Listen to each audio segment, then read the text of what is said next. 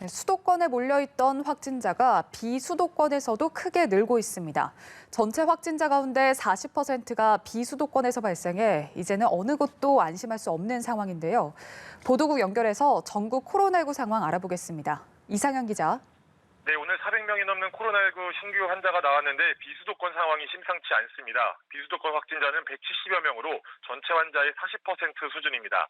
그동안 30% 안팎에 머물던 비수도권 환자 비중이 불과 며칠 사이 급격히 증가한 겁니다. 이제는 전국 곳곳에서 일상 감염이 지속되고 있다고 봐도 무방합니다. 3차 대유행이 5개월 넘게 지속되는 가운데 전국적으로 환자가 늘면서 4차 대유행이 현실화된 게 아니냐는 우려의 목소리가 나오고 있습니다.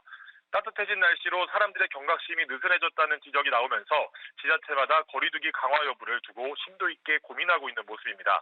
부산과 전주 등 집단 감염이 발생한 자치단체는 이미 사회적 거리두기를 2단계로 격상히 시행하고 있고 전남 순천시도 의료기기 체험관 집단 감염과 관련해 오늘부터 일주일간 거리두기를 한 단계 높이기로 했습니다.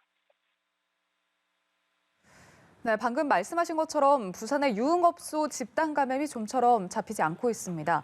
네, 이런 상황에서 종교단체를 중심으로 전국에서 확진자가 속출하고 있다고요. 네, 우선 부산 유흥업소 집단 감염은 이제는 지역사회로 퍼져나갔다고 봐야 하는 상황입니다. 유흥업소 종사자가 한 목욕시설을 이용하면서 사하구 목욕탕 헬스장으로 전파됐습니다. 또 다른 유흥업소 이용자의 직장 동료까지 확진 판정을 받으면서 공구마트 집단 발병으로 N차 감염이 이어지고 있는 모습입니다. 부산 유흥업소 관련 확진자는 270명을 넘어섰습니다.